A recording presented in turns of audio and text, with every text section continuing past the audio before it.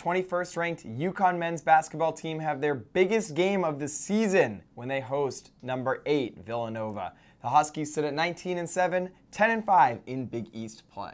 He's Noam. I'm Jacob Sondik. On Run It Back this week, we have a preview with the matchup with the Wildcats, recap the successful week at Campbell, and have a special guest, Javicia Cole, RJ Cole's mom. Can't wait for it. But first, the big one in Hartford tonight. It's a top 25 matchup, and it's against the class of the Big East, the Villanova Wildcats. Last time these two met in Philadelphia 2.5 weeks ago, it wasn't even close. Wildcats dominated. Eric Dixon went off for 24 after Isaiah Whaley and Adama Sanogo both picked up a pair of early fouls, and it was all downhill from there. What are your thoughts about that game? And then we'll talk about tonight. The foul trouble, like we talked about, recapping that one, was everything. We had to see Samson Johnson right away, and it definitely helped Eric Dixon have a career day. I mean, he was the best player on the court that day, and not even a question. And we got to see more. I mean, Villanova is the top of the Big East. They've ran the conference since before we came back. They've won 2 national championships. We know all of that. The defense was super sloppy. We saw a lot of guys pointing at each other like, was that your guy? Was that my guy? We can't have that because Villanova, they make contested shots. So wide open looks is not happening. And then Justin Moore didn't even play last time, and UConn struggled to beat Villanova. He's an excellent player. He can hit threes. He can take it inside. So the game plan, you can't just focus on Gillespie and Dixon and Samuels. You got to add Justin Moore into the fold here. So the perimeter defense has to be locked down and avoid foul trouble. Same with the bigs. It has to be universal. Can't be sloppy and give Villanova, even take away foul trouble, the free throws. Can't get in the bonus right away because they're a team that will make their free throws.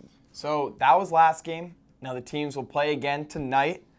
And trust us, right after we talk about Villanova tonight, we'll send it over to our interview with Javicia Cole. But both of these teams come in red hot. Villanova's won 5 straight. Huskies have won 3 straight. The XL Center already sold out.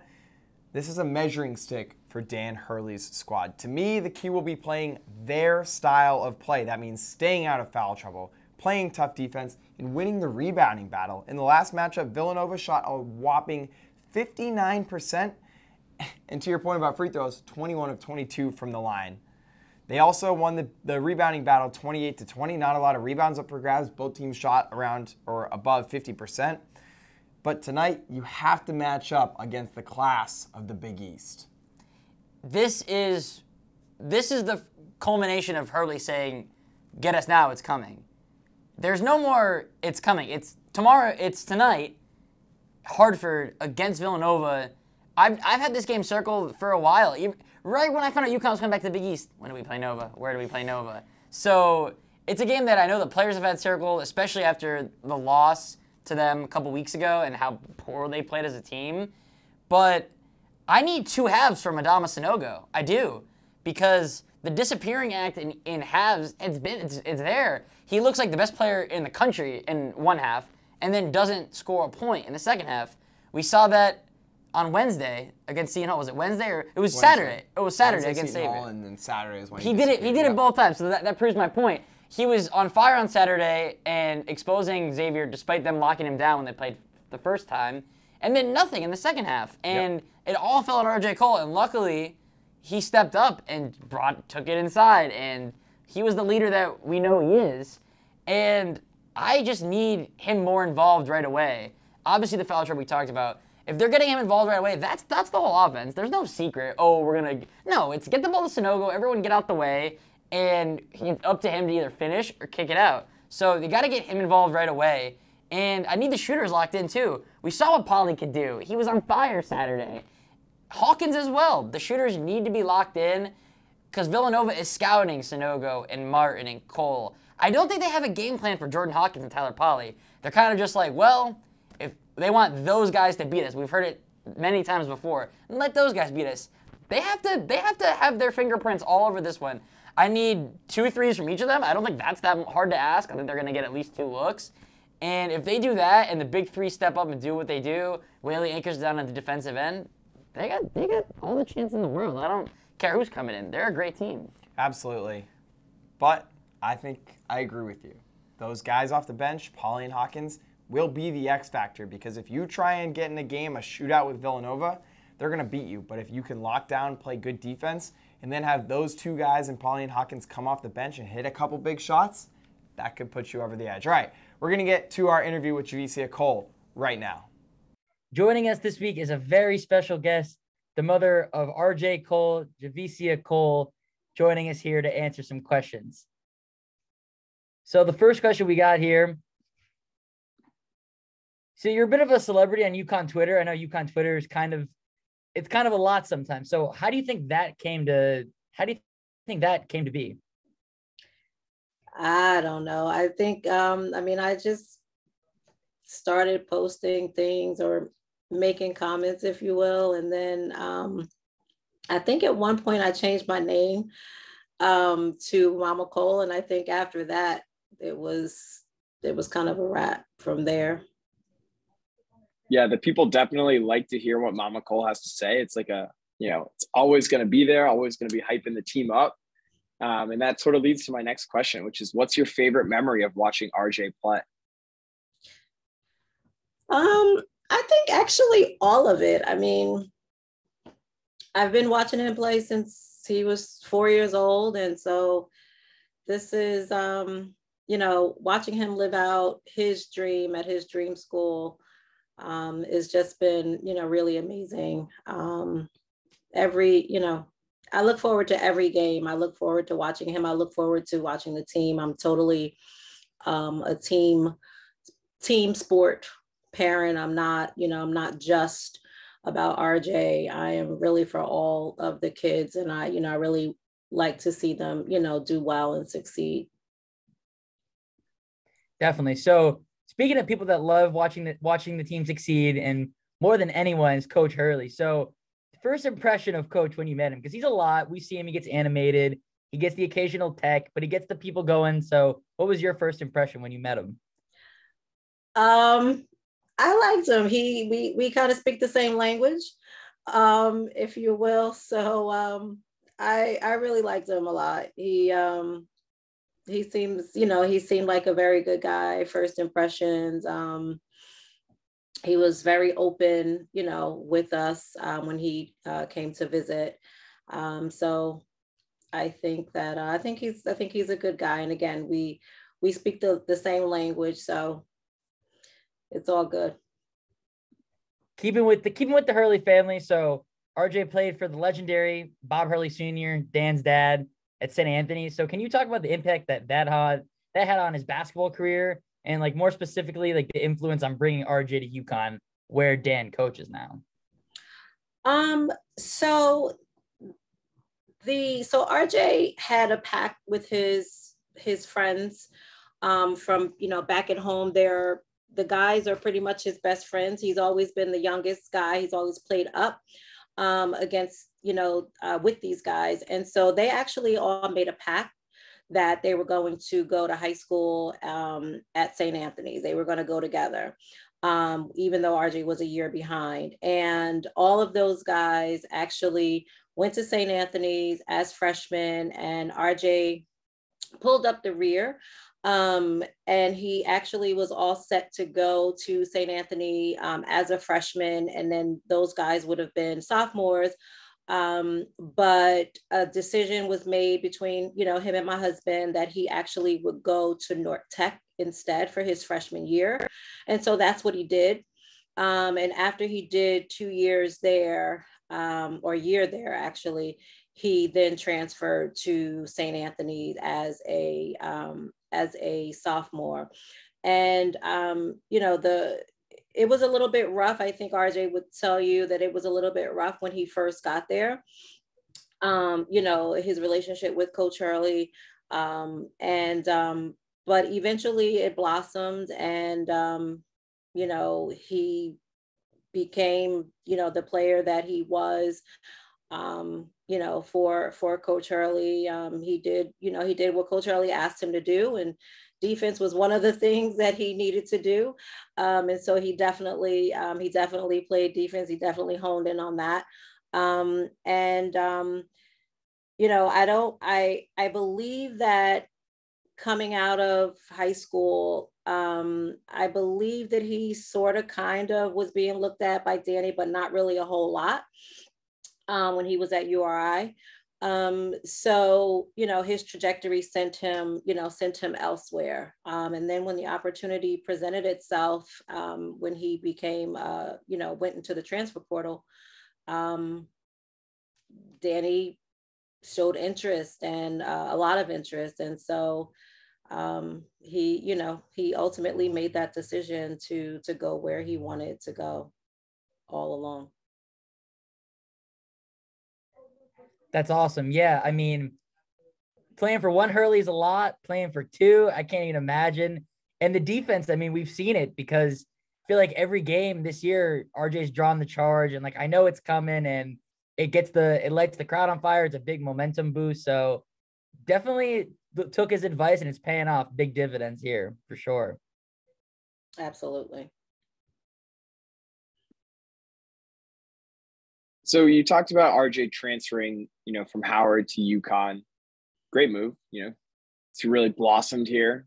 This veteran point guard leading this team in scoring right now, just sort of all around their leader. How much of an impact do you think that RJ sitting out the 2019-2020 season had on him becoming both the player and the leader he is on the court today? And how badly was he itching to get out there after sitting out that year as a transfer? So he didn't really talk about it that much, but we could tell that, he was kind of down, in the dumps about just, about sitting out. He's not used to sitting at all on any team that he's played on, from middle school to high school AU. He never sat. He never came off the bench. So to sit for an entire year, it was a little bit rough, but we just kind of, we tried to keep him encouraged, as best we could. We came up to games, even though we knew that he wasn't playing. So it was hard. It was rough on him. But I think that it gave him the opportunity to learn, Danny's system, and to also maybe become more of a vocal leader, because that's not really what he's known for, because he's, at baseline, he's just kind of very, very mellow, very kind of to himself pretty much. So I think that it helped in that sense. I think that if he had played, I think that he'd probably still be able to do the same things that he's doing right now. I felt like he kind of turned it on a little bit late in terms of what he could do, from a player standpoint, and what impact he could have on the game and for the team. I think it was kind of late, but I think right now it's, he's where he needs to be, and doing what he needs to do to help his team. So you talked about how you watched him play throughout, and I noticed that his dad was quite the player too, and found out that he coached him up until high school, and then he told Coach Hurley, he said, it's all you. So do you see him modeling his game after his dad a little bit? Do you see like flashes there, or is he trying to beat his own player, his own RJ Cole, do what he thinks is best? So he's definitely not trying to model himself after his dad.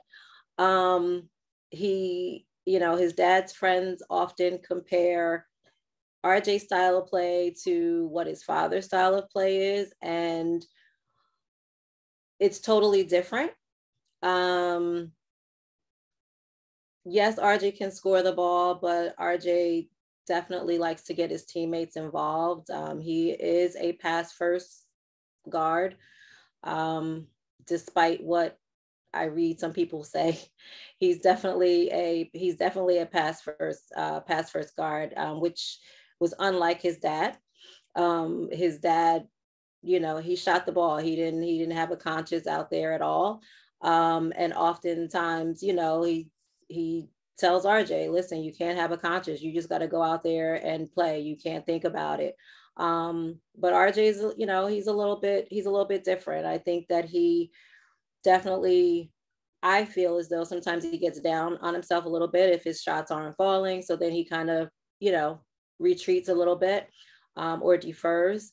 But he's capable of it. He's definitely different. He's definitely different from his dad. Definitely. So basketball has always been a big part of his life, but I'm curious to know, were there any other sports he played as a kid that kind of not rival basketball, I should say, but that he had an interest in and kind of had to focus on basketball by the end, or was it basketball all the way through? So he was a football player. And he played probably from flag up until maybe second grade, first or second grade or so. And what kind of made him move away from football, excuse me, was some of the coaches that were coming on board. They started to, bring their sons and want to have their sons like in those prime positions, the quarterback, the running back, and so forth and so on. And so it wasn't really a fair kind of distribution of really what was going on, certainly not on talent. And so he just opted to stop playing, at a point. He definitely finished out the season because we wouldn't allow him to quit, mid-season. So he finished out the season, and that was the last of his football days. Well, I think it's safe to say it's definitely worked out pretty well. Our last question, obviously, everybody has their game day superstitions, whether it's Dan Hurley saging the court at the start of the season. For me, last few games, I've been rocking my home field apparel sweatshirt, and the Huskies have been winning. Now, I know a couple of weeks ago at Villanova, they put you in the top deck. Like, come on, are you serious? You cannot do that. At the XL Center, the visiting fans always get right behind the bench. So I know against Villanova this week, that's going to be a point of tension. But I want to ask you, are there any game day superstitions you have or something that you have to do every game day in order to get into it? I don't think so. I just, I show up when I can, when they're, all the games I'm pretty much there, except for, the major, the away games. I'm always watching if I'm not there. So I don't think anything, in particular. I do send him a text every day, every time before game time. Just, giving him some encouragement and just letting him know to leave it all on the floor. Well, he does just that. He's leading a really strong season for the UConn men's team. Big game against Villanova coming up. Javicia, thank you so much for joining us. This was a lot of fun, and it was great to meet you. Hope to see you in person soon. You as well. Thank you for having me. Now, we mentioned that UConn has won 3 in a row. Let's talk about those last 2 games where the Huskies took care of business at their home court, Campbell Pavilion, defeating Seton Hall on Wednesday night, 70-65, and Xavier on Saturday afternoon, 72-61. What are some things that stood out to you? Well, the first half on Saturday was electric. I think that was the best half of basketball we've played all season. Yep. I mean, up 17 against Xavier, building a huge halftime lead in the Big East is pretty impossible. I mean, even against Georgetown, we saw Nova, they had, obviously, it kind of wasn't in doubt that they were going to pull away, but building a 17-point lead against Xavier, a team that beat you the week before, is absolutely massive. But the second half scared me. It freaked us all out. RJ Cole got his 3rd foul, and the wheels came tumbling off. They were, kind of coming off before that, and then he got it, and no one competent was bringing up the ball. So the turnovers scared me. Yeah, luckily, there was that stretch without RJ. There was just turnovers. It was every possession. There weren't even they were missing shots. They weren't getting shots. It was 8 turnovers in the first 10 possessions. Something like that. Eight, yeah, they had turnovers in the first. They 10 had 18 minutes turnovers overall, and you kept looking at the scoreboard in Campbell, to the side. It said another turnover. I'm like, this is not sustainable. Luckily, brutal. Xavier cut it to 4. Luckily, Hawkins hit a 3. Cole came back in, took over. And Xavier didn't really hit too many shots by the end. I mean, there was Kunkel, but their guys they held Skrillex to 3. Fremantle and Nunji didn't do that much.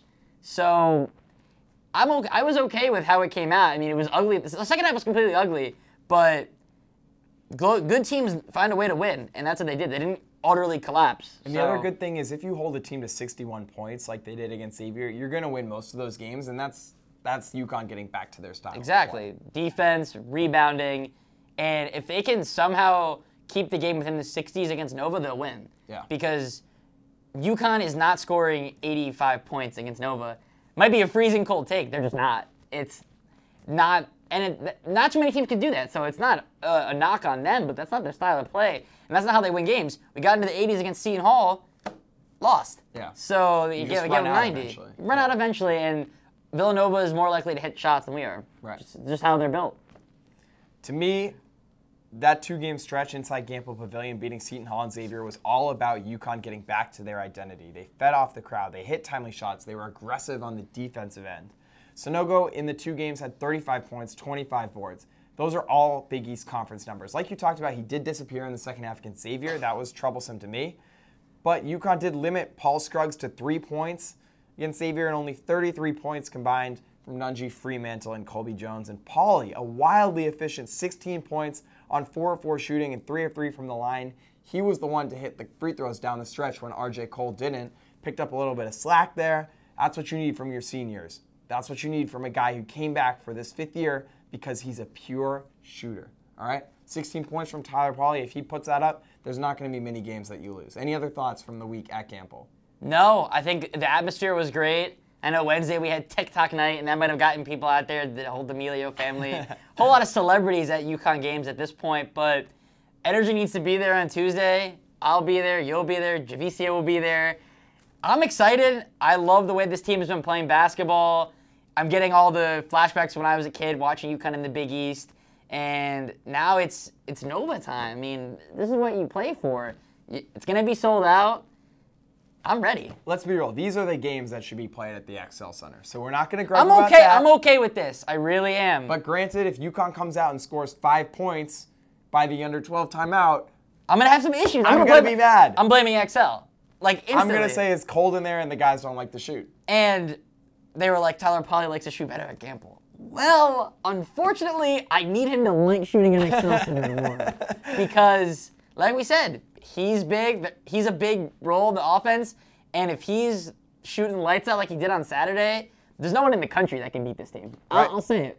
And we're really winding towards March. There's only 2 weeks left in Big East play. UConn's been holding steady in that 3rd seed of the conference. They've got 4 games to go. They have Villanova. Then Sunday they travel to Georgetown. I'll be there covering for UCTV. Then Wednesday at Creighton. That's the crucial game before Saturday, Senior Day against DePaul. That Creighton game will likely determine who gets the number 3 seed in the Big East tournament, who gets to play at night all throughout the tournament.